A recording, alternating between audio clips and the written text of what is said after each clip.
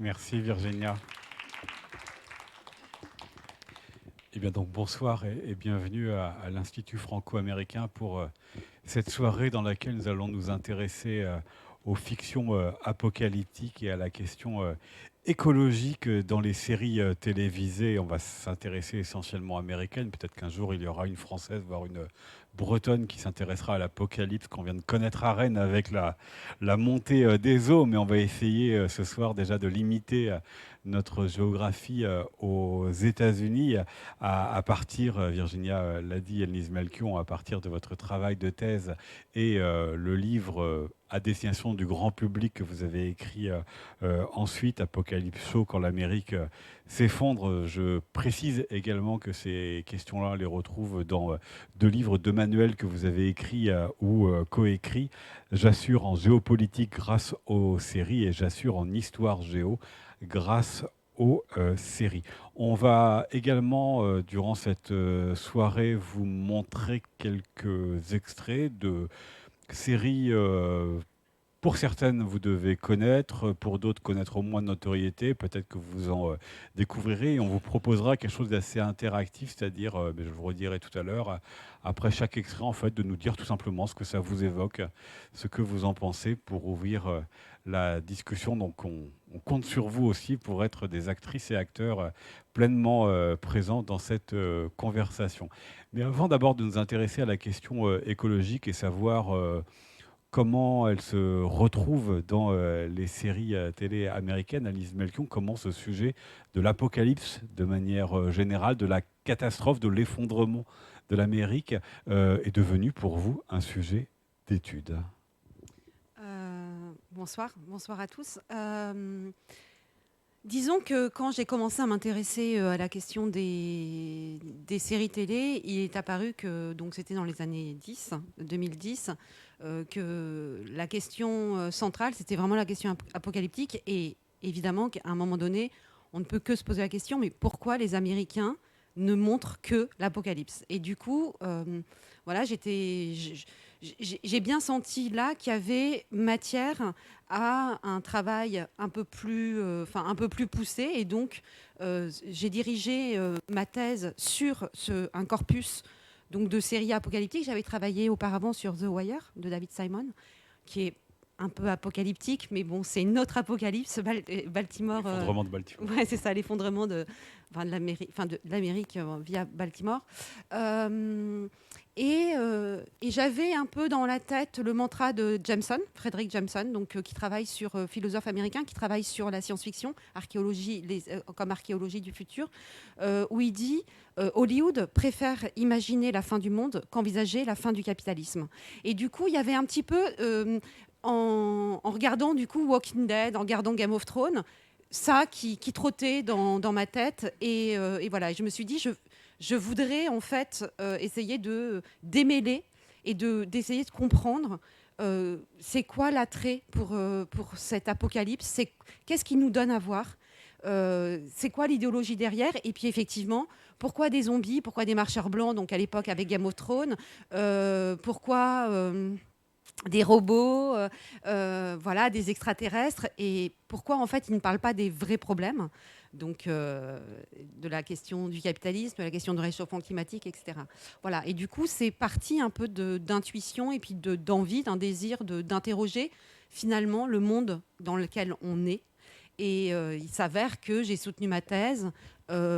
2 semaines avant la catastrophe de Lubrizol, j'habitais à Rouen, et 1 an avant la crise sanitaire. Donc, mes intuitions sont devenues presque des prophéties. Et comme spectatrice, ou comme nous, spectateurs, on est en train de regarder, on est pris dans la catastrophe, dans notre catastrophe, et pour autant, on regarde de la fiction catastrophique. Donc, c'est quoi cette mise en abîme? Voilà. Pour se faire peur ou pour se divertir, parce que je cite la fin de votre livre juste avant que vous-même ne repreniez la citation de Frédéric Jameson, il est plus facile d'imaginer la fin du monde que d'imaginer la fin du capitalisme. Voici ce que vous écriviez à l'époque. Désiré ou crainte, L'apocalypse n'est qu'un prétexte pour justifier la permanence du monde. La fin des temps qu'exploitent ces fictions sert seulement de contexte pour la reproduction du monde que nous connaissons sans changement significatif. L'angoisse provoquée par la description terrible de ces temps d'après la catastrophe, sauvages, fratricides, imposant un mode de survie précaire, rend notre société contemporaine désirable ou, au moins, rassurante. On aime à se faire peur. Alors quand on parle d'écologie, quand on mobilise l'écologie qui commence quand même un petit peu à transformer nos sociétés, est-ce que ça vient perturber ce que vous trouviez à l'époque aux séries apocalyptiques quand elles prenaient un point de départ autre qui peut être les zombies, mais les zombies c'est peut-être quelque chose aussi une pandémie ou en tous les cas des catastrophes nucléaires ou industrielles ou autres. Oui, enfin, surtout dans la contextualisation du sujet, c'est vraiment l'idée de travailler sur l'Amérique post 11 septembre. Et c'est pas rien quand je parle des luttes fratricides, etc. C'est que, malgré tout, et on reviendra après sur la question écologique, mais malgré tout, les antagonistes ne font que montrer ou exacerber la question finalement d'une guerre de sécession, d'une guerre civile qui n'a jamais été finalement qui n'a jamais été digérée et les zombies, les extraterrestres ne seraient que que des autres qui menacent le continent américain et qui eux-mêmes sont pris dans ces luttes fratricides. Et du coup, il y a quand même quelque chose qui résonne, et évidemment avec l'actualité plus que contemporaine, actuelle. Et en toile de fond, cette menace, hein, ce winter is coming, parce que parlons réellement de la situation. Euh, on parle du réchauffement, on parle jamais du réchauffement climatique, mais pour autant, Game of Thrones le blockbuster sériel, celui qui a bouleversé la télévision et les séries télévisées américaines. Le mantra de Game of Thrones, c'était Winter is coming. Donc là, il y avait vraiment cette idée donc de ramener la question centrale du réchauffement climatique et des questions climatiques au centre de la guerre intestinale pour le trône de Westeros. Mais est-ce que c'est un exemple atypique ou est-ce que c'est un exemple qui va en raconter d'autres, notamment parce qu'il y a de multiples intérêts. La question écologique, elle vient donc perturber le monde capitaliste. Et puis certains des producteurs de ces séries ont des intérêts capitalistiques extrêmement forts, que ce soit les grandes chaînes de télé ou que ce soit Apple et Amazon. On ne peut pas dire que ce soit les sociétés les plus écologistes qui soient. Non, mais complètement. D'ailleurs, la première série qu'on va vous montrer, c'est donc la première œuvre sérielle écologique et qui parle du réchauffement climatique. Elle est produite par Apple+, donc c'est quand même assez drôle. Donc évidemment, on est dans l'entertainment hollywoodien. La série télé étant, voilà, il y a quelque chose là qui n'échappe pas. Les séries sont mondialisées, sont produites dans énormément de pays, mais malgré tout, le berceau des séries télévisées, c'est les États-Unis. Il y a eu un âge d'or, on parle des années 10, HBO. Je pense que là, dans le public, c'est des mots, c'est des termes que ça va, vous connaissez, ou certains, par exemple, quand je dis HBO, vous voyez pas de quoi je parle. Tout le monde, ça va ou... HBO, c'était notamment le diffuseur de The Wire sur écoute et de bien d'autres très grandes séries. C'est vraiment, les Sopranos, etc. C'est vraiment, et d'ailleurs, leur pub, c'était It's not TV, it's HBO. Donc il y avait vraiment cette idée de faire autre chose. Et ils ont participé à cet âge d'or des séries télévisées. Et donc, même si elles sont montrées dans le monde entier, elles viennent des États-Unis. Même si maintenant d'autres pays font des séries télé et ont compris l'intérêt dans le soft power de faire des séries télé, je pense notamment à Israël, mais aussi les pays nordiques, etc. Il y a vraiment donc maintenant, on va dire, d'autres centres de production. On est quand même dans... et je voudrais juste pour engager une sorte de réflexion, vous lire ce que George Martin, donc le créateur de Game of Thrones, racontait au moment de Winter, pourquoi Winter is Coming, et c'était quoi son projet. Donc, si vous me permettez, il dit à un moment donné, donc bien plus tard, c'est le New York Times, et je crois que c'est en 15 ou en 17 qui parle de ça. Donc, c'est vraiment a posteriori de la naissance de la série, puisque c'est tiré de ces livres. Les gens de Westeros se battent pour le pouvoir, le statut et la richesse, ignorant la menace du Winter is Coming, qui est pourtant susceptible de les détruire tous et de dévaster le monde. Pendant que l'on se déchire sur des questions de politique étrangère et que l'on se préoccupe des prochaines élections, on n'accorde pas assez d'importance au changement climatique qui devrait être notre priorité numéro 1. Car plus rien n'aura d'importance si nous sommes morts et que nos cités sont englouties par la montée des eaux. Donc voilà, ce Winter is Coming, il avait un sens, même si on peut le voir comme la menace, mais il a vraiment un sens chez George Martin. Et c'était donc cet hiver qui n'en finit pas de ne jamais arriver, en fait. Puisque pour ceux qui ont vu la série, ça met 8 saisons, et puis pouf, en fait, c'est pas arrivé, quoi. Merci. Il y a juste les sauvageons et les marcheurs blancs qui ont franchi le mur et qui sont arrivés. Mais la question écologique, est-ce que vous la sondez très présente dans la production des séries télé américaines, notamment dans ces dernières années, ou est-ce qu'elle reste quand même assez marginale? D'autres pays, vous l'avez dit, d'autres régions du monde, s'ils sont davantage intéressés, on peut faire, être un peu chauvin, et l'Europe en a fait pas mal. Récemment, les Pays-Bas ont imaginé qu'est-ce qui se passerait s'il y avait une montée des eaux qui viendrait véritablement rendre inhabitable leur pays. Les Norvégiens, avec une pandémie, et ils s'emmurent complètement et s'isolent du monde, ou plusieurs télé américaines avec Abyss, quand depuis les océans, la nature se rebelle contre ce que l'homme a fait. Les Américains, est-ce qu'ils ne seraient pas un petit peu à la traîne sur ces questions-là? Alors effectivement, tu parlais de Family Like Ours, c'est danois, c'est Thomas Vinterberg, celui qui a fait Festen, Drunk, qui se lance dans la série, donc là qui vient de sortir une série sur le Danemark qui est submergé par les eaux, et donc ils sont tous obligés de quitter leur pays. C'est très très intéressant parce que ça donne un semblant réaliste de qu'est-ce que ça pourrait être une crise écologique au niveau d'un pays, avec des décisions politiques, etc. Ce qui est assez drôle, c'est que ça devient donc des réfugiés climatiques, et ils fuient. Et donc, à un moment donné, il y a des quotas par pays, et on suit dans la famille, on suit par exemple une jeune fille qui part en Roumanie, qui est censée être quelqu'un qui va faire des études, etc. Donc, qui a un niveau de vie, et qui va devenir serveuse dans un restaurant roumain à Bucarest. Et elle est vraiment vue et perçue comme une subalterne. Et du coup, c'est assez intéressant de voir ce renversement des valeurs et des questions qui arrivent chez nous aussi, la question des réfugiés. Alors, ce n'est pas que des réfugiés climatiques, mais la crise syrienne, on sait que la guerre civile a commencé par des problèmes écologiques, de réchauffement climatique et donc de crise agricole, etc. Du coup, c'est intéressant, ça nous interroge sur notre regard, nous, de comment on perçoit les choses. Et donc, les Européens, effectivement, mettre ça, le film, et on va dire, ils sont vraiment à la pointe. Pour autant, c'est pas pour autant qu'il y a beaucoup de téléspectateurs, etc. Les Américains, ils sont effectivement à la traîne, à part.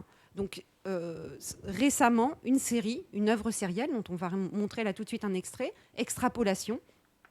Mais sinon, effectivement, dans mon corpus et on va dire, tout ce qui se passe avant le confinement, il n'y a quasiment rien sur le réchauffement climatique. Et peut-être que la question de la crise sanitaire a modifié un petit peu les choses. Et l'extrapolation, là, dont on va voir un extrait, peut-être est le début, et je pense notamment à Don't Look Up, comme film lanceur d'alerte climatique. C'est un petit peu peut-être un essor de cette problématique aux États-Unis, mais c'était le cas maintenant avec la nouvelle administration, etc. Et la question de est-ce qu'ils croient au réchauffement climatique, je ne sais pas ce que ça va donner. En tout cas, il y avait aujourd'hui, ces dernières années, un infléchissement, un changement, et peut-être plus de récits qui parlent de la question climatique. Pour l'instant, il préférait quand même détruire le monde et imaginer ce qui se passerait après plutôt que cette transformation. C'est ça, exactement. Donc, premier extrait qu'on va vous montrer, c'est Extrapolation. Comme je vous l'annonçais au début, je passerai tout de suite la parole après l'extrait pour que vous nous disiez ce que vous en pensez, ce que ça évoque chez vous. Donc, c'est une mini-série en 8 épisodes de Scott Burns, diffusée en 2023 sur Apple TV, donc grande firme très écologique comme chacun le sait. Série d'anthologie racontant 8 histoires autour de la manière dont les effets du changement climatique entrent et changent dans nos vies ordinaires. En voici le début.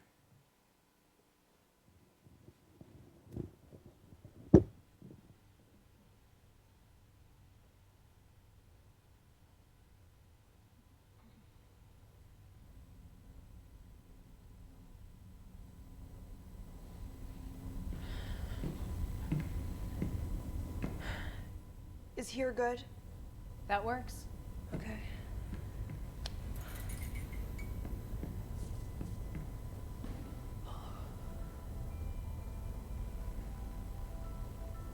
What happens when the corporations that control our worlds tell us we have to go to 2.1, 2.2? We can't. Is there anything you need? For people to listen. Hologram going live in 3, 2... I was born in 2015, when the world went to Paris and was issued a warning. Scientists told us way back then that if the average temperature on Earth increased beyond 1.5 degrees Celsius, there would be devastating consequences. And they were right. Just look around. Today is July 16th, 2037. The highly anticipated climate change meeting, COP42, continues today in Israel amidst urgent cries for action and hope. Yet here we are, in 2037, considering the possibility of an increase of 2 degrees. Hoy en Noticias Financieras, los mercados mundiales registraron ganancias récord con baterías y farmacéuticos liderando. But what happens after 2? What happens when the corporations that are destroying our world say that our economies will fail if we don't allow the temperatures to rise by 2.1 or 2.2 degrees? Nick Bilton, CEO of Alpha Industries, is rumored to have invested in a new casino project above the Arctic Circle. Wherever the future leads, we know we're going there together. Bilton's partner in the enterprise is none other than controversial developer, you know who. Friends, Nick Bilton is not coming to save us. We must save ourselves. Inside that building right now, the powers that be are negotiating your future. But you can't negotiate with a fire or a flood or a famine.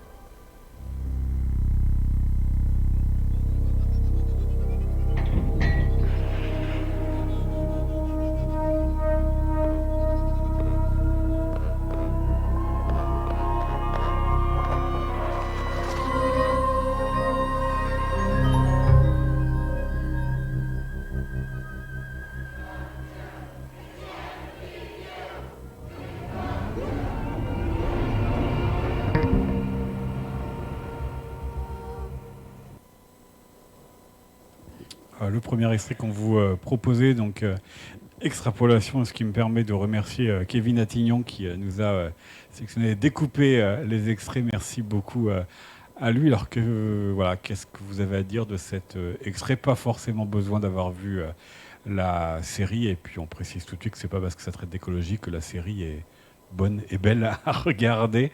Mais voilà, c'est cet extrait. Quel commentaire vous viendrait à l'esprit qui souhaite lancer Je vous vois avec un point levé, mais je ne sais pas si vous allez... vous le baissez. Bon. Oui, allez-y.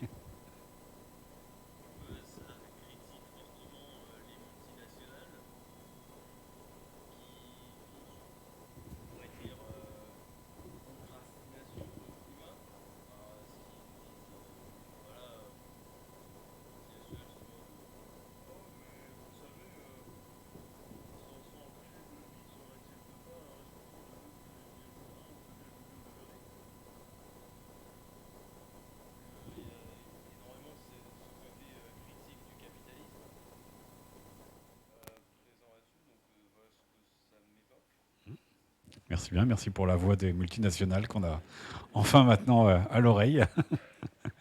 Une autre intervention? Oui, tout à fait.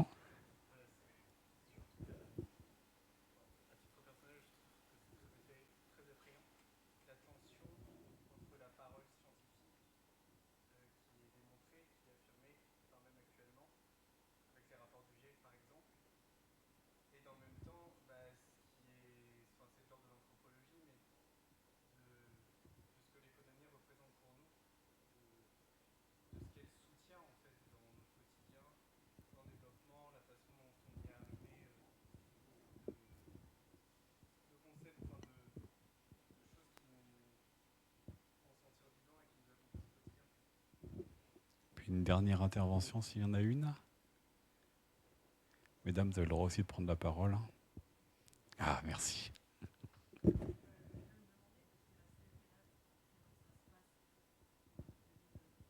Ça commence en 2037 et ça s'arrête en 2070. C'est sur ce temps-là. Pas longtemps.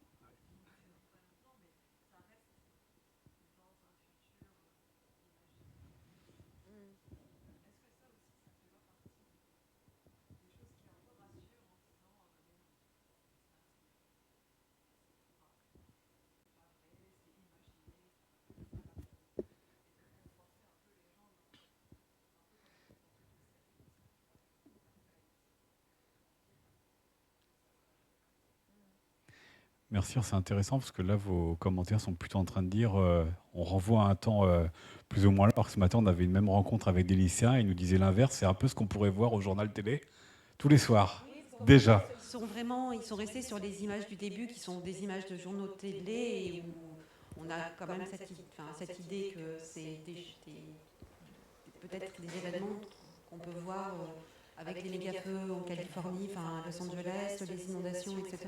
Bon, il y a quand même effectivement quelque chose de très commun. Qu'est-ce qu'elle raconte du coup cette série donc, qui convoque effectivement un futur probable et pas si loin, qui raconte la procrastination, mais en même temps qui nous montre, là on n'est pas du tout sur des invasions d'extraterrestres ou des choses complètement folles à imaginer. Alors moi, par rapport à ce que tu dis, c'est pas, pour moi le terme c'est pas procrastination, là c'est du chantage en fait. Clairement, ce qu'il dit c'est si on n'augmente pas si on baisse pas notre seuil, ou qu'on n'augmente pas notre seuil d'acceptation de l'augmentation des températures, ça sera le chômage. Donc en fait, il y a vraiment ce chantage qui est là à l'emploi, à l'économie, etc. Comme tu disais, la personne au fond, comme vous disiez, la personne au fond, voilà, l'économie est partout. Et alors, Extrapolation, c'est quand même un peu un ovni. Donc c'est une série d'anthologie, c'est-à-dire que c'est 8 épisodes qui n'ont pas vraiment, même si ça suit certains personnages, ils sont pas, on ne suit pas tout le temps les mêmes personnages, etc. Mais par exemple, Neil Bilton, on le suit, etc. Et en fait, le sujet de la série, c'est le réchauffement climatique. Bon, vous avez compris, Extrapolation, le générique est quand même assez clair, assez facile.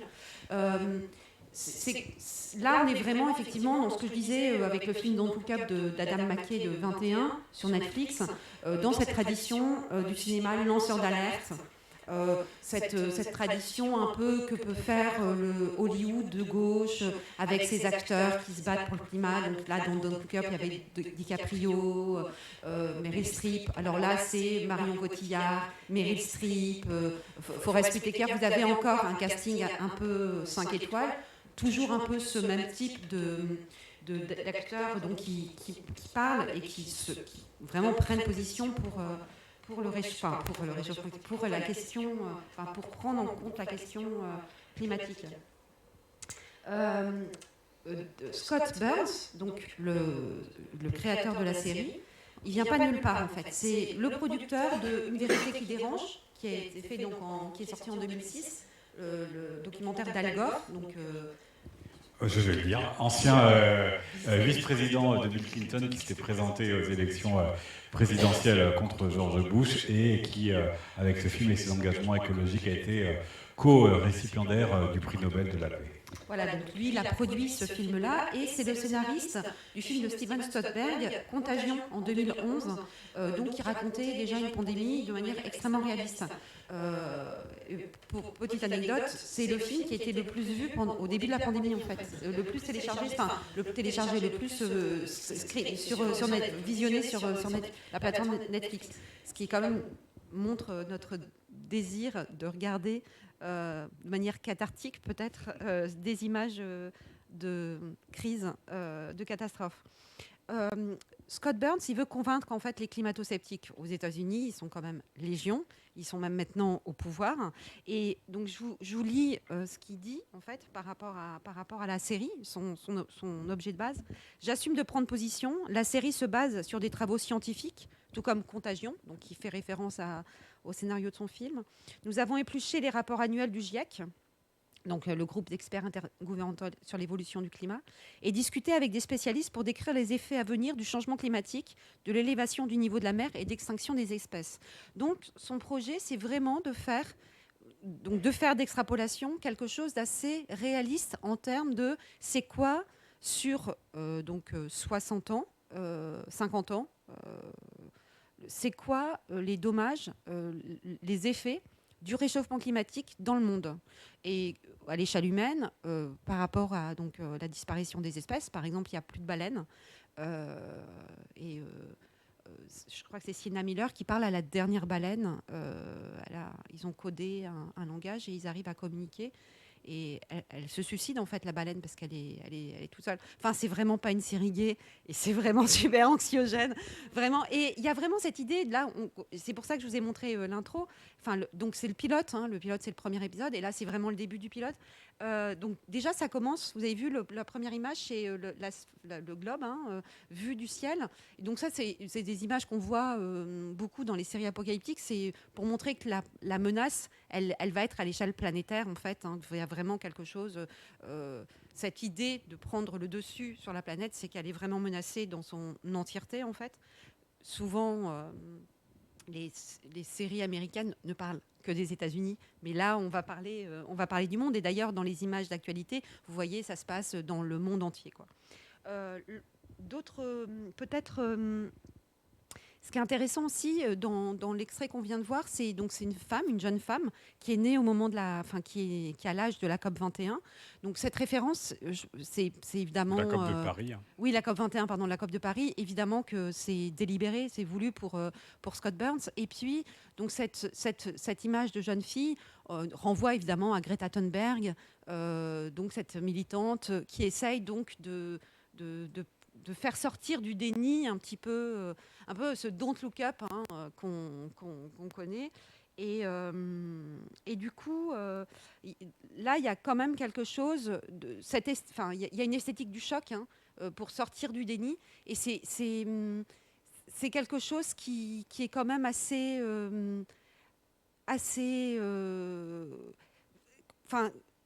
dont on a l'habitude dans les séries apocalyptiques, la mise en spectacle de la catastrophe.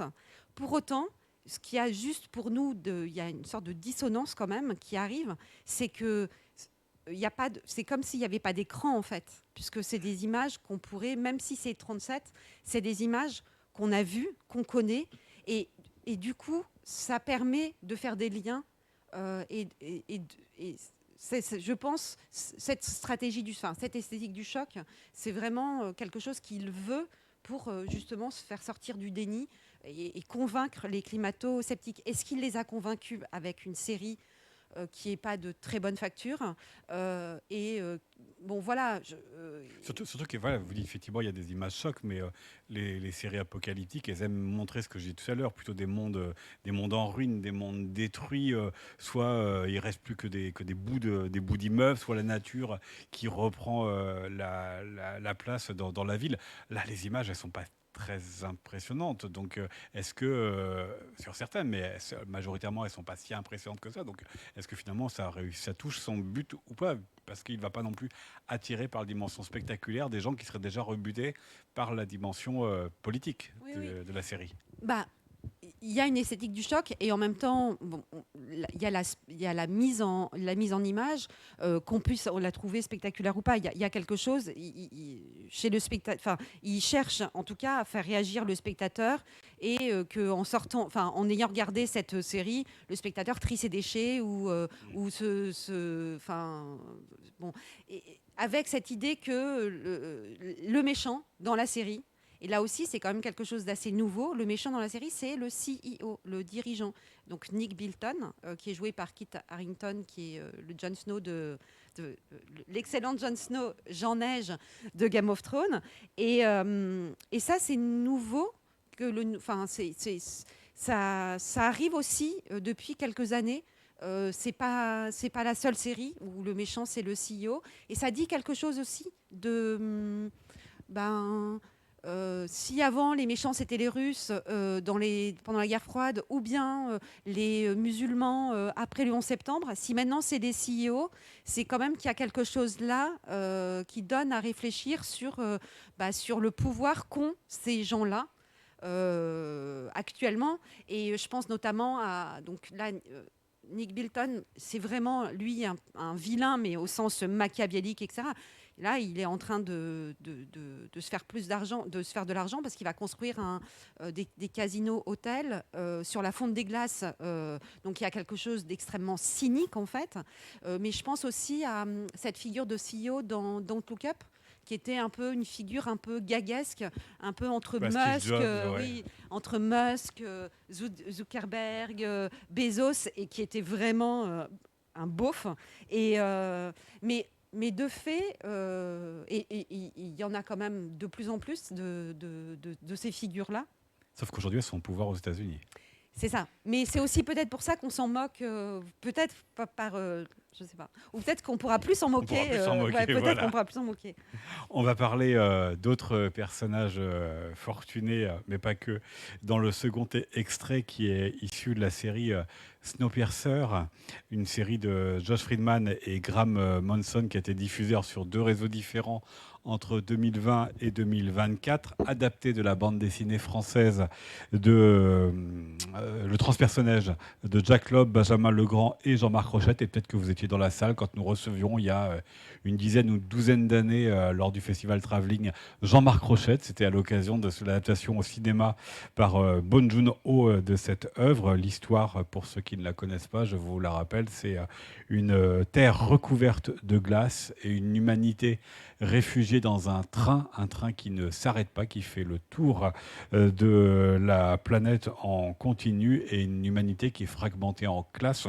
Ça tombe bien, dans le train, il y a plusieurs classes suivant vos degrés de richesse, mais là, c'est pas que lié à ça. C'est aussi, vous n'avez pas les mêmes droits, vous n'avez pas les mêmes conditions de vie, les riches dans la loco et les plus pauvres le plus loin possible.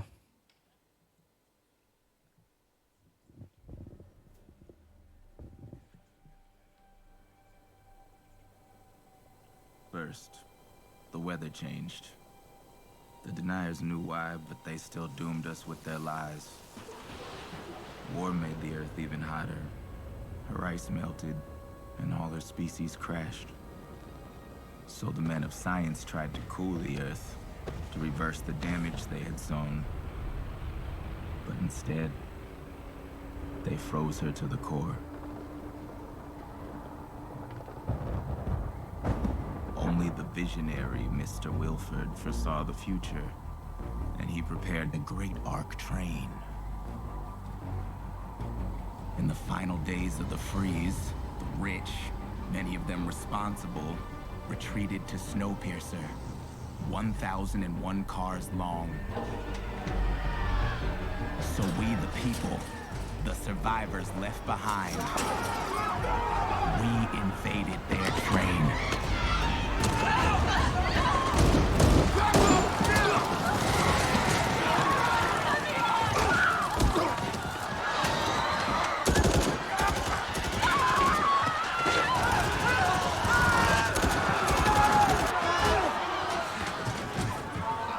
All ticketed passengers, please board.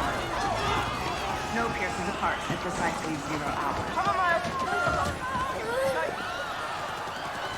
Snowpiercer departs in 10, 9, 8, 7, 6, 5, 4, 3, 2, 1. Departure.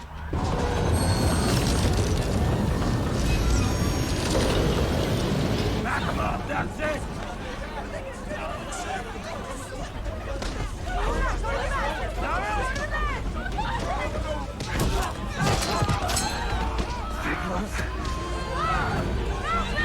Miles, this way, go. You're gonna have to fight. Go, keep going. It's going to be okay. Let me just hide, okay, honey? Get in here. Please, just don't come out. It's going to be okay. It's going to be all right. Come here.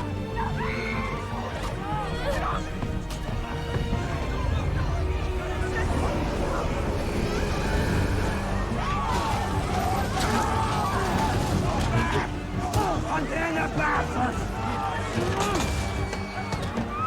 Close the door! Don't let him prove it!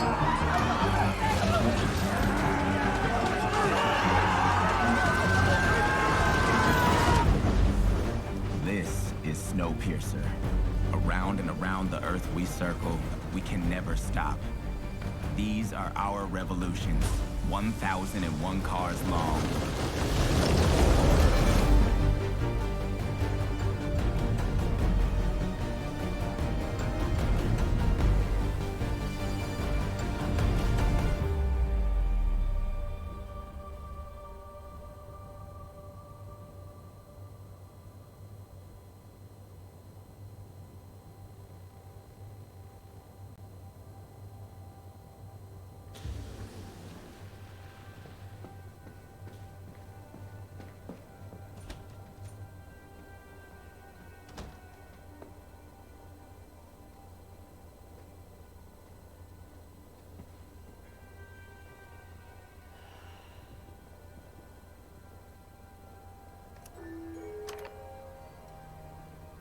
Attention all passengers.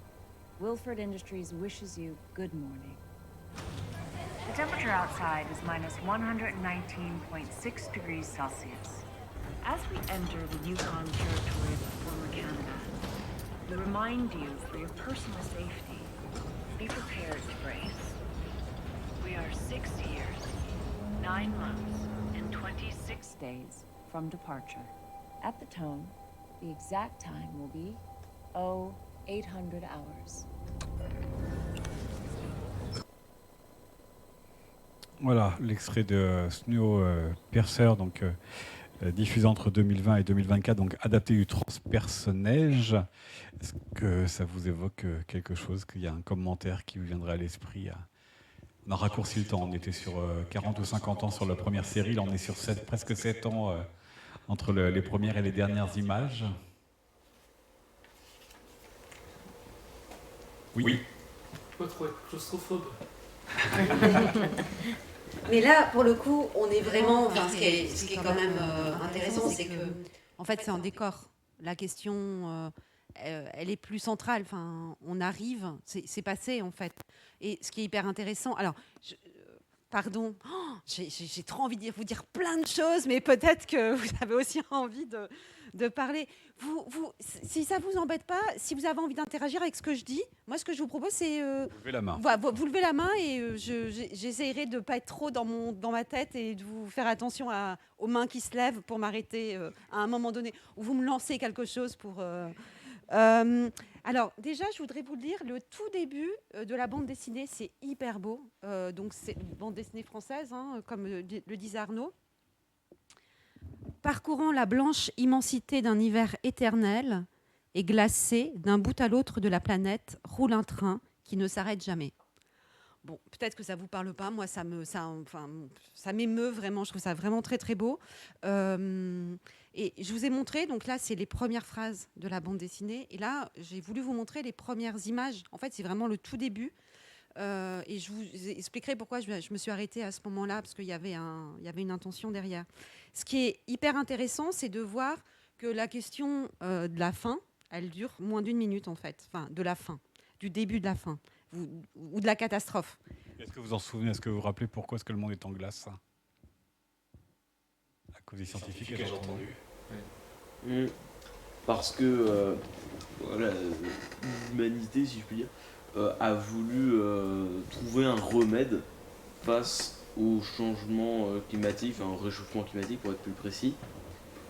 On pourrait voir là, ça me paraît un peu bizarre de dire ça, mais y voir un peu une critique enfin plutôt une mise en œuvre du mieux vaut prévenir que guérir. Parce que la solution, en l'occurrence, c'est ce qui a causé l'apocalypse. En même temps, c'est très en l'air du temps avec tout ce qui se développe en géo-ingénierie pour essayer. C'est ça. Effectivement, on est vraiment dans une critique de la géo-ingénierie, parce qu'en fait, ils essayent de trouver une solution au réchauffement climatique, et de fait, ils glacent la Terre de telle façon qu'elle est à moins 119 degrés. Et donc, oui, alors là, il n'y a plus de réchauffement climatique, mais elle est plus habitable. Voilà. Ce qui est hyper intéressant dans cet extrait, donc vous avez vu, ça commence en animé. Je pense que c'est un hommage au graphique que la BD. Voilà. Et vous avez la fleur, qui est donc vraiment la métaphore de la catastrophe, en fait, la fleur qui brûle. Donc cette image, en fait, donc tout est dit dans cette image. Et du coup, oui. Majeur et qui fait penser à une certaine époque historique où les trains en fait amenaient vers la mort, et là c'est l'inverse. Ça se fait un train qui amène vers la vie normalement. Enfin, qui maintient en vie. Qui maintient en vie, qui maintient en vie. C'est surprenant quoi, parce qu'avec la fleur là, qui est en train de mourir, moi ça m'a donné l'impression de revenir sur une histoire assez dérangeante quoi. Puis après, la violence des gens et tout ça qui sont en train de s'entretuer, ça commence quand même assez... Parce qu'en fait, l'idée c'est que quand il est au courant de ce qui est en train de se passer, il construit son train, là, le méchant, et en fait, c'est que pour les riches. Ça sera que pour les premières classes. Sauf que la population a eu vent du projet et du coup essaye de monter dans le train avant que le train parte. Vous avez un compte à rebours. Alors j'insiste un tout petit peu sur le compte à rebours. Moi j'adore les comptes à rebours. Là on est vraiment dans des tropes de l'apocalypse. Donc ça va. Enfin vraiment on arrive vers la fin et ce que je disais, c'est le compte à rebours, il était inventé au cinéma, c'est Fritz Lang qui l'invente pour la femme, pour la fusée dans la Lune, et c'est très cinématographique en fait, parce que quand on compte à l'endroit, ça n'a pas du tout de suspense, quand on compte à l'envers et qu'on arrive vers le zéro. Donc là, il y a deux temps, il y a deux temporalités, il y a le compte à rebours, et après l'ellipse avec, on est à presque 7 ans, 6 ans, 9 mois, etc. Et l'horloge à la fin, quand le personnage de Jack Connelly indique l'horaire, alors qu'il n'y a plus aucun élément externe qui va dire à quel moment de la journée on est. Exactement. Donc c'est la temporalité, et puis ce train qui roule, il y a vraiment quelque chose de très circulaire, de très cyclique, hein, qui est aussi une référence à l'Apocalypse, parce qu'en fait, c'est le temps gréco-romain, c'est-à-dire le début c'est la fin c'est le début, et du coup ça s'arrête jamais, et donc il y a quelque chose d'assez vain, et donc d'assez apocalyptique. Sur la question de la géo-ingénierie, c'est les riches qui s'en sortent, enfin qui créent des solutions. Là aussi, c'est des tropes qui sont très, dans le cinéma, qui sont très récurrents. L'arche, à chaque fois, hein, dans le cinéma, notamment des films d'Emmerich sur des catastrophes. De 2012 où voilà, la terre recouverte d'eau et les riches partent dans des arches. Voilà, et donc c'est comme ça. Donc là, il y a vraiment cette idée de ces classes sociales, enfin de ces sans-billets qui arrivent, et donc il fallait quand même des plus pauvres que les riches, parce qu'il faut quand même que le train fonctionne. Et puis il y a de l'agriculture, il y a, enfin tout fonctionne à plusieurs niveaux, etc. Un peu comme Silo. En fait, c'est des archemondes, c'est-à-dire que maintenant c'est la métonymie pour la Terre, en fait. Silo, série britannique dans laquelle l'humanité est dans des silos suite à ce que l'on annonce être à l'extérieur une guerre nucléaire, et effectivement ils vivent en pleine autonomie puisque le travail des champs est bien pensé dans leur organisation sociale. Et du coup, je reviens à la remarque du monsieur qui disait faut pas être claustro. Effectivement, on ne peut pas sortir, donc c'est des univers clos en fait, et qui pourraient aussi renvoyer à des univers concentrationnaires, donc avec évidemment le train, et puis cette idée donc de ces sans-billets, donc avec cette violence, puisqu'en fait ils jouent leur vie, leur survie. s'ils montent dans le train, et c'est même pas sûr qu'ils réussiront à vivre dans le train. Mais du coup, il y a vraiment cette idée de ces mondes dystopiques qui sont vraiment pas désirables, et ces hiérarchies sociales hyper marquées. Et c'est vraiment pareil, c'est des tropes des dystopies et de l'apocalypse. Et c'est ce chantage que peut faire un dirigeant en disant le réchauffement climatique, c'est pas grave, mais ce qui compte, c'est l'emploi. Ou bien que peut faire un dirigeant, et on en parlera pour Battlestar Galactica, qui peut faire un dirigeant en disant vous me parlez des heures supplémentaires, mais en fait, on est juste en train d'essayer de survivre. Donc, en vrai, la question du chantage à une vie meilleure, etc., une bonne, dans la question d'urgence, elle ne se pose pas du tout. Et du coup, c'est comme ça que les classes sociales se maintiennent. Et ce qui est intéressant là, dans le train, c'est que en fait, c'est de l'arrière à l'avant, en fait, et c'est pas dans Silo, c'est de bas en haut.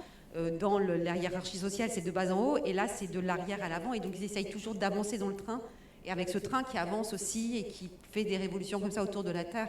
Bon, voilà, ça avance. En tout cas, ça essaye. Et en même temps, il y a quelque chose de très imaginaire et de très réel quand on entend évidemment les projets de gens comme Elon Musk.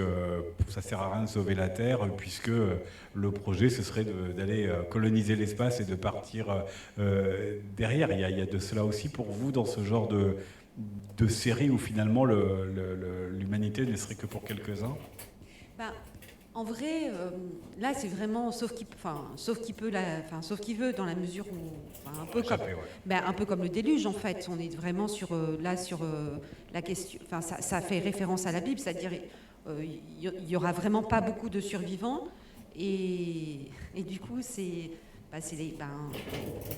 en vrai, dans des exemples historiques, quand on regarde le Titanic, par exemple, ceux qui se sont sauvés, on le sait, c'est quand même ceux qui avaient le plus d'argent, et ils ont laissé les femmes et les enfants.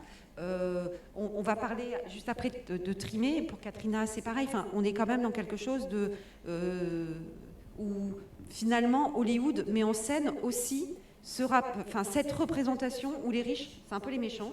Ils sont égoïstes, souvent bêtes et sans scrupules.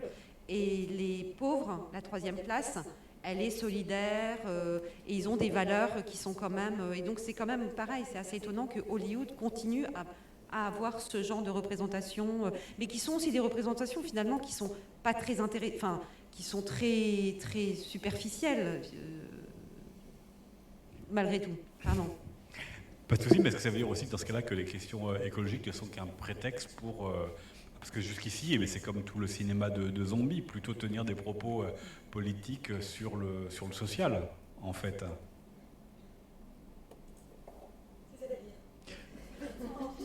Il n'y a aucun souci, mais finalement que le monde soit glacé, que l'humanité soit prisonnier dans un train, finalement ce n'est qu'un prétexte. Ce qui est intéressé, c'est plutôt finalement la question sociale, et finalement la question écologique, elle intéresse, ce n'est qu'un point de départ un peu anecdotique. Complètement. Et maintenant je comprends ton intervention.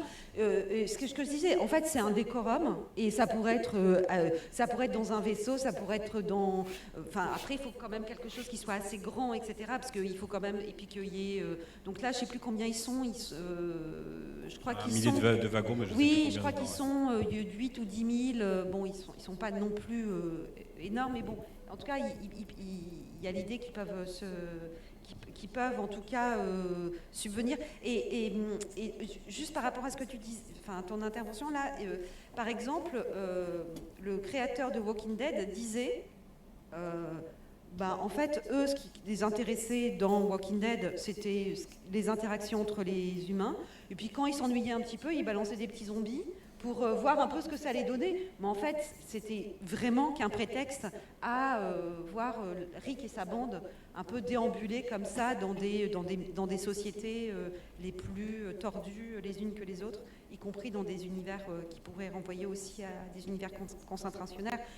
On est l'apocalypse, on est quand même bien dans l'emmurement, dans le côté concentrationnaire. Et du coup, bien sûr, c'est des prétextes...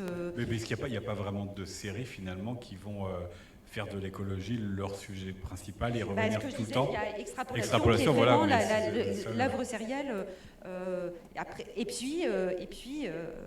peut-être celle qu'on va voir juste maintenant. Tout de suite, maintenant, eh ben, allons-y. Hein. Vous l'avez compris, c'est Trémé. Peut-être que celle-ci, vous la connaissez davantage. Série créée donc, notamment par le créateur de The Wire sur écoute David Simon avec Eric Overmyer, diffusée sur HBO de 2010 à 2013 et racontant la Nouvelle-Orléans de l'après Katrina, l'ouragan qui a dévasté la ville et l'État en 2005.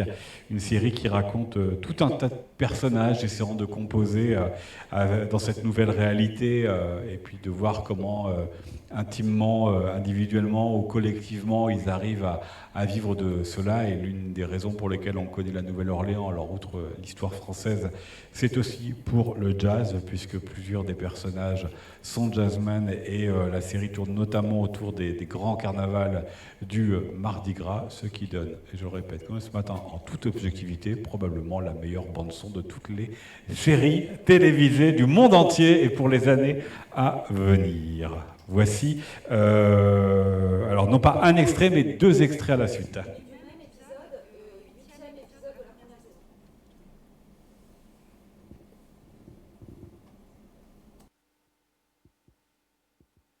Sauf que là, voilà, il suffit de parler de bande-son pour que le son... Fitzgerald, Brunings, both of them.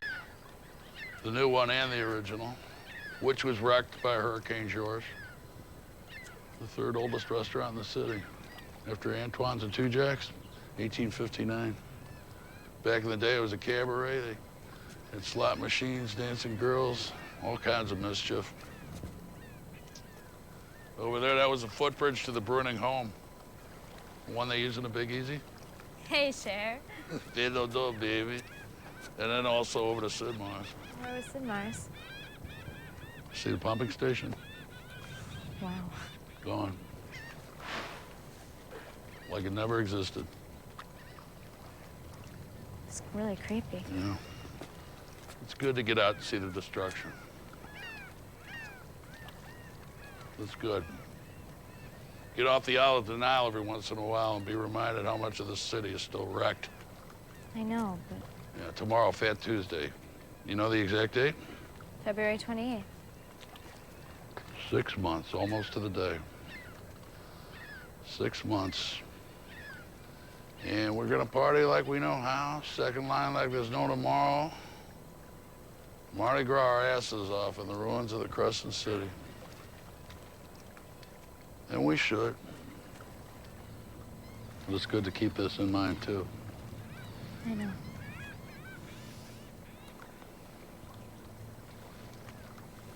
I'm bumming you out, aren't I? Kinda, yeah. Go catch a parade. Voilà, et comme John Goodman est vraiment un bon acteur, le revoici.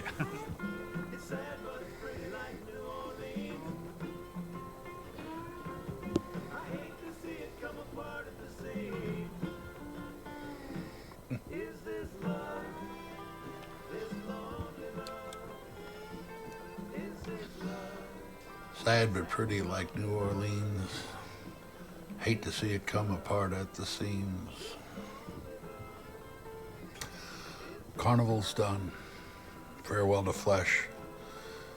In the land of dreams. In the land of dreamy dreams. Way down yonder. Heaven on earth, they called it New Orleans.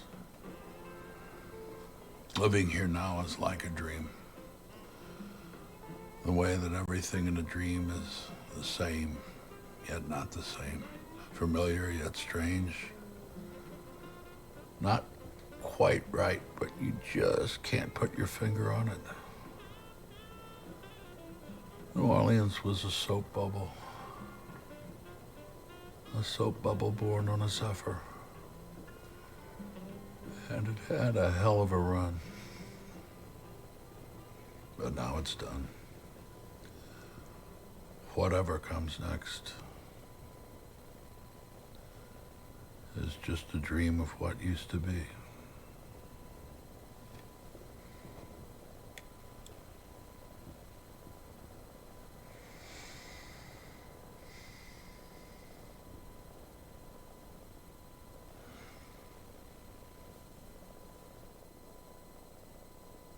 John Goodman est un bon acteur, mais il n'ira pas plus loin que la première saison. Donc, de Treme racontant l'après Katrina est tourné à la Nouvelle-Orléans juste quelques années après Katrina. Qu'est-ce que ça vous évoque, que vous évoquent les extraits que nous venons de vous proposer? Qu'est-ce que vous auriez envie d'en dire?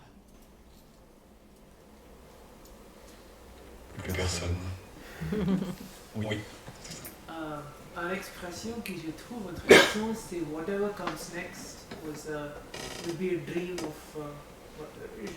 Je ne peux pas traduire ça en français parce que pour moi c'est plus impressionnant en anglais.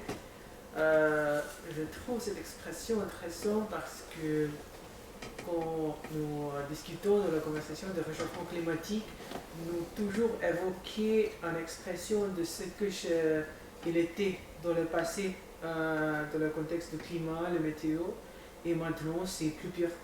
Donc c'est un vrai exemple de ce que nous passons aujourd'hui. Pour moi c'est un... Merci. Une autre intervention, question? Oui, sur la série, en fait, ce qui est vraiment mis en cause et ce qui a été mis en cause aussi par la population de la Nouvelle-Orléans, c'est la négligence locale, des autorités locales dans la protection de la population et en particulier des populations africaines-américaines.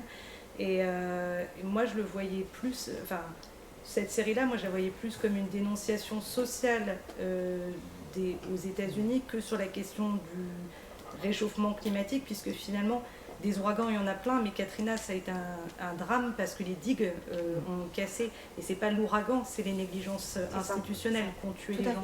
Ou peut-être humaine, peut-être que les humains n'avaient pas s'installer ici dans un territoire qui était de toute façon un poil dangereux pour eux. Oui, et dont la situation est aggravée aussi par les constructions, mais je le voyais plus comme ça en fait. Mais en fait, c'est sur l'écologie et du coup, ce qui est intéressant, c'est là où c'est tout à fait juste,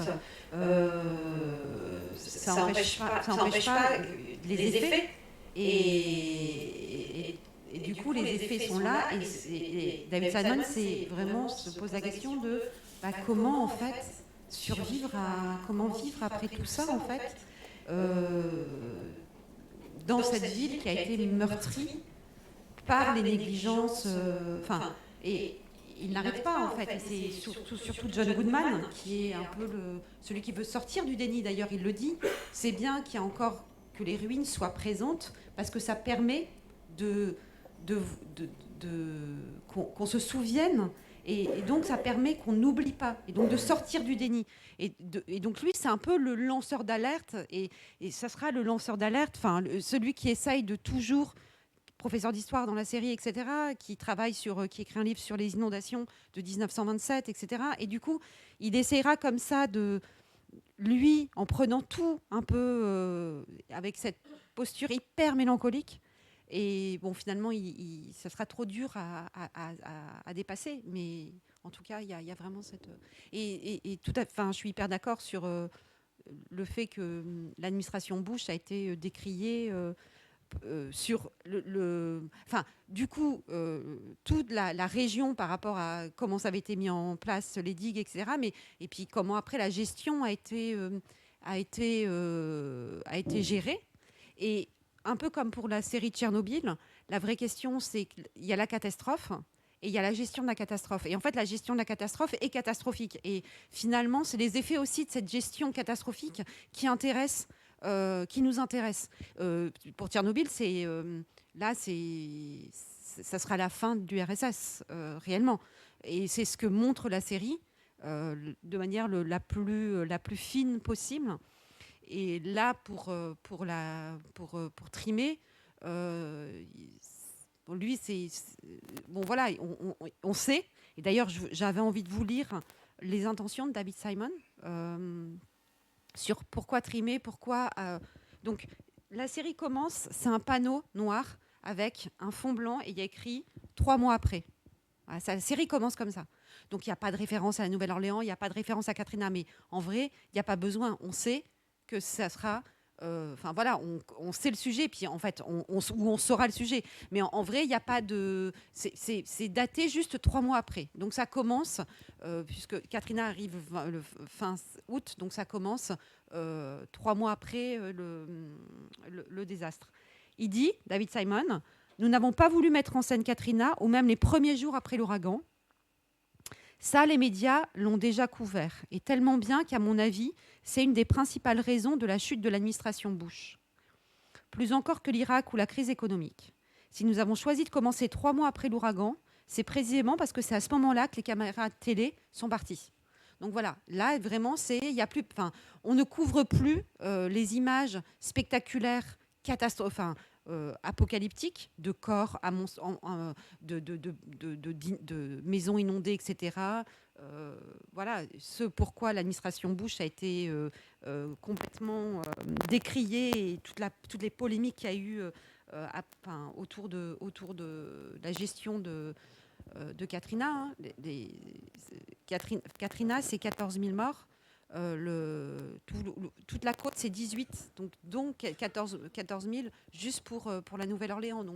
Et c'est principalement des personnes défavorisées, donc des Afro-Américains qui sont morts pendant l'ouragan.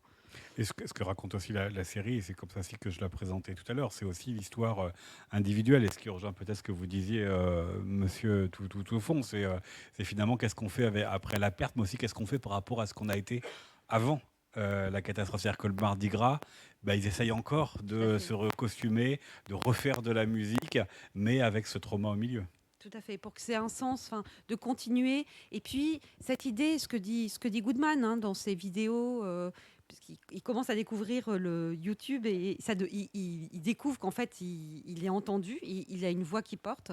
Et cette idée cet amour qu'il a pour la Nouvelle-Orléans, avec son histoire, ses particularités, etc., essayer de garder ça. Et c'est ce qu'il montre à sa fille quand il montre les ruines. Il dit, voilà, alors là, il y avait ce bâtiment, là, il y avait ci, il y avait...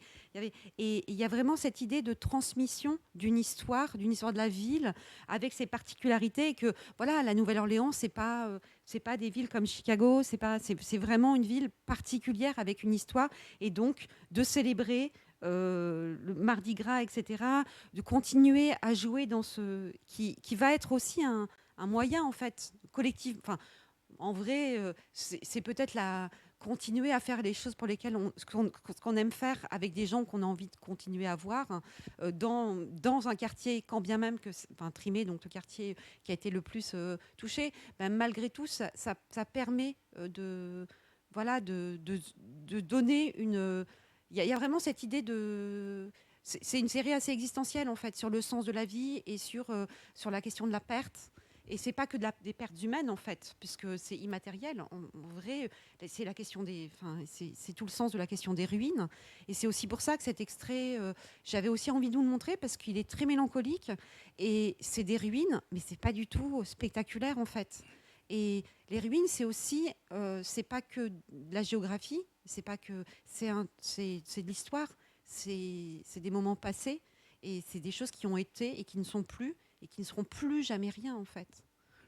Faut-il encore qu'il y ait des ruines? Parce que dans l'extrait suivant, il n'y en a pas. Ce sera la dernière série qu'on va vous proposer, Battlestar Galactica. Là, on est dans l'espace avec cette série de Ronald D. Moore diffusée entre 2004 et 2006 sur 2 chaînes successives, inspirée d'une précédente série datant de 1978 qui était créée à l'époque par Glenn Larson. Il est ici question d'une humanité après une guerre, avec des robots humanoïdes qui s'appellent les Cylons, mais une humanité vivant dans l'espace, puisque le Battlestar Galactica est un vaisseau de guerre, et c'est le dernier vaisseau de guerre qui reste. Il était trop vieux pour avoir été infesté par les virus informatiques que les Cylons ont remis en activité, et donc c'est le seul à pouvoir aussi escorter la flotte des derniers survivants de l'humanité, partis, eux qui étaient dispersés dans différentes colonies, partis à la quête d'une mythique planète originelle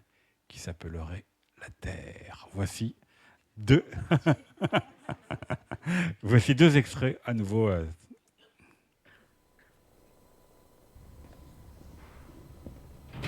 The crew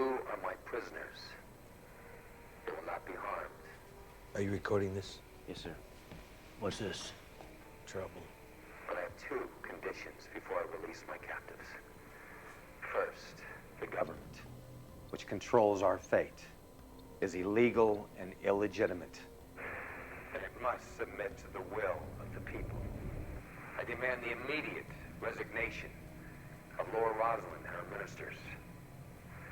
Second, I demand free and open elections to choose a new leadership and a new government that represents all of the people. These demands are made not for me, for the former slaves held on this ship, but for you, the people, the survivors of the Holocaust, and the children of humanity's future. I am Tom Zarek, and this is the first day of the new era. We've jammed his transmissions. A little bit late for that. Every ship in the fleet heard that broadcast. It doesn't matter. It does matter. He's trying to bring down the government. No one's gonna take it seriously. You have something to learn when it comes to public opinion, Commander. Tom Zarek is a name with weight. A very sympathetic figure, a legend almost. 20 years in prison over a matter of principle. He's a criminal and a terrorist. People aren't gonna give him credence. Don't be so sure, Commander. Rebellions are contagious. People are already rioting over the water crisis. We can't afford to destabilize this government right now. I agree. When are you going in? I assumed you were gonna talk to him first. We don't negotiate with terrorists. I said talk. There's nothing to talk about. What he wants, I can't give him. We're not ready yet. Talking to Zarek. Give us a little bit more time. That's what he wants. He wants legitimacy. He wants to be recognized. He wants his crimes validated. I watched President Adar offer him a full pardon if he'd apologize and give up violence as a means of political change. He refused.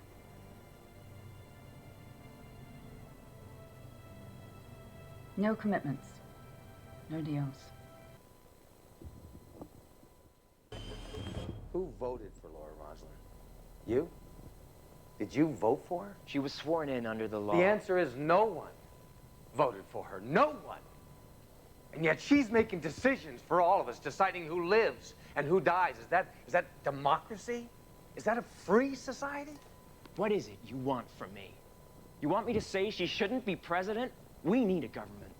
We need rules. We need a leader. We need to be free men and women. If we're not free, then we're no different than Cylons.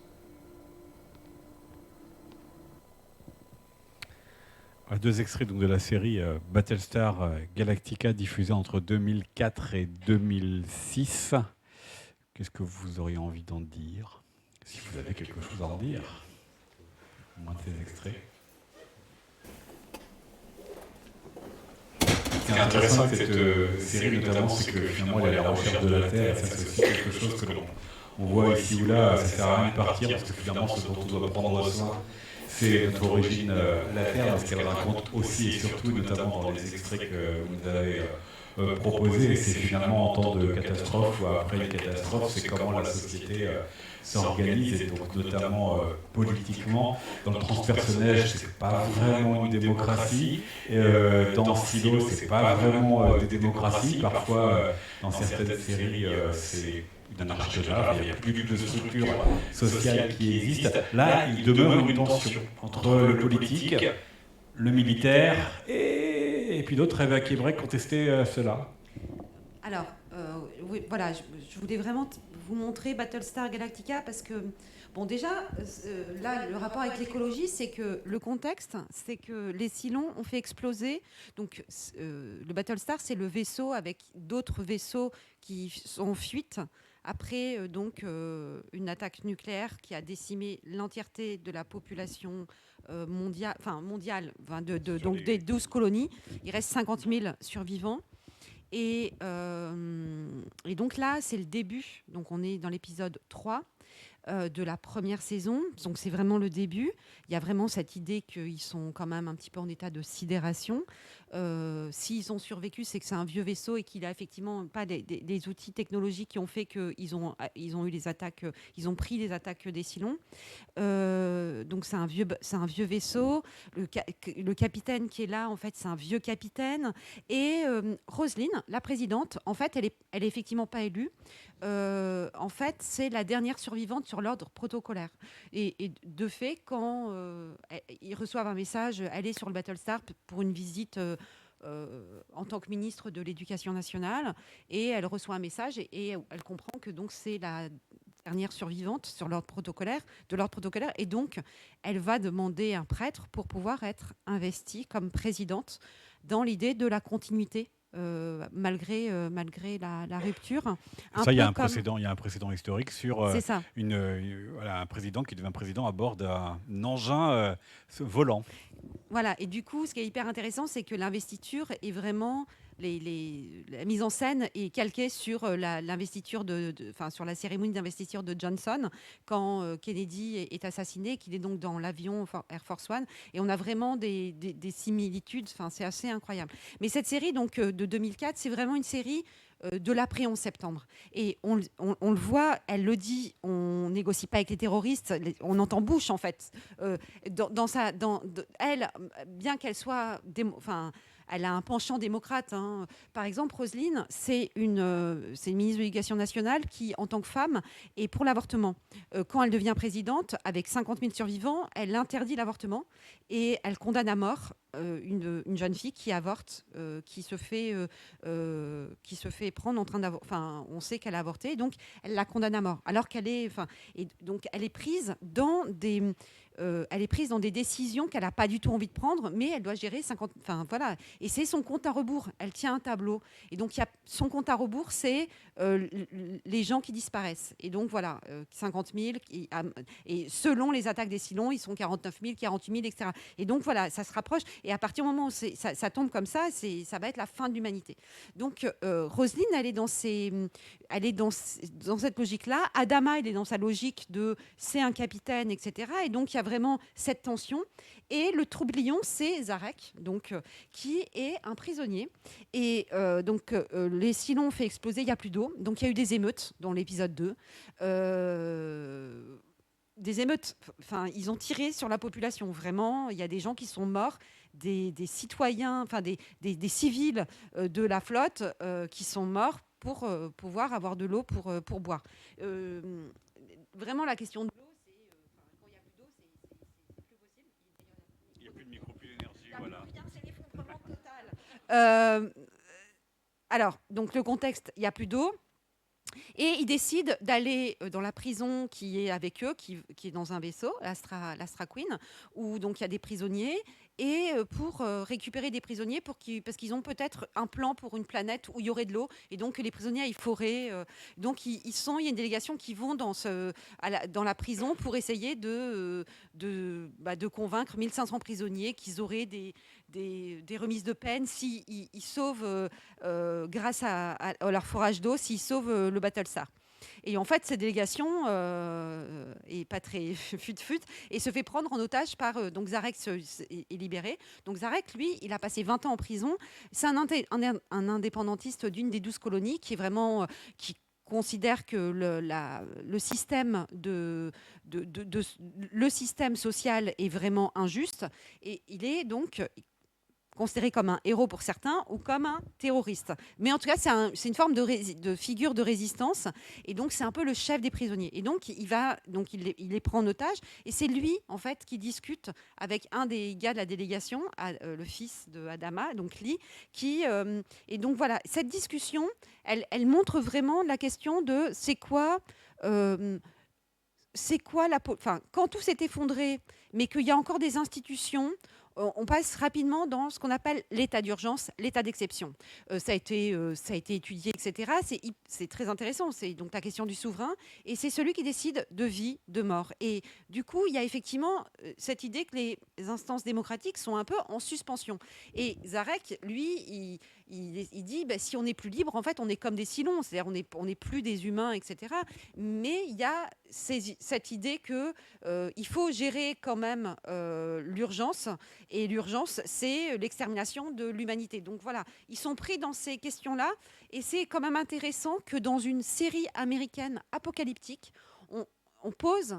Et vraiment, ils prennent du temps. J'ai voulu montrer aussi ce temps long avec ces difficultés qu'ils peuvent avoir, et puis ces références pour le public américain, ces références constamment à l'Irak. Voilà, Donald Moore, il y a vraiment derrière en permanence la critique de Bush et de l'intervention, de la guerre en Irak. Donc là, on a vraiment cette situation qui est exposée dans cet extrait, dans cette série. On arrive presque au terme de la rencontre. J'aurais vous laisser les dernières minutes pour des questions, mais finalement, on a beaucoup parlé de réchauffement climatique, ou là, d'une humanité qui espère ailleurs son salut.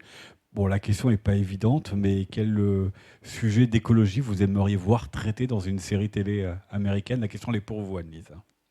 Eh oui. Qu'est-ce que vous aimeriez? Qu'est-ce qui manquerait à ce jour? Alors, réellement, moi, je trouve que c'est des séries qui sont extrêmement conservatrices. C'est-à-dire, sous prétexte, ce que je disais, sous prétexte que ça s'effondre, on revient au temps d'avant. Souvent, on revient au temps d'avant la conquête, etc. Et du coup, il y a vraiment une pauvreté des imaginaires qui sont mis en place. Enfin, quand on lit, pour ceux qui lisent de la SF, il y a vraiment tout un univers, des univers extrêmement fous, etc. Et dans les séries apocalyptiques, surtout dans les séries apocalyptiques américaines, ça délire pas beaucoup, quoi. Et du coup, non, moi, j'ai pioché dans Walking Dead. Il y a des moments donnés où il y avait des choses qui étaient quand même très belles sur la question de la transformation. Comment l'apocalypse transforme les gens, comment ça transforme des femmes au foyer violentées par leur mari en super badass. Je pense au personnage de Carole, pour ceux qui ont vu la série. Il y a vraiment quelque chose qui fait que, même si souvent c'est pas le cas, on peut devenir des meilleures personnes, et en tout cas, il y a l'idée de la transformation et du coup, des sociétés un peu plus, peut-être, où on pourrait peut-être revenir plus sur des idées, effectivement, de démocratie directe, des plus petites échelles. Ce qui marche bien dans Walking Dead, c'est qu'ils sont 10, 20, et peut-être que pour pouvoir instaurer des règles, c'est la bonne échelle, en fait, parce que quand on est plus de 100, 200, 5000, 6 millions, 60 millions, peut-être que c'est plus compliqué. Donc voilà, mais sur le réchauffement, sur la question climatique, qu'on voit plus des gens qui trient leurs déchets.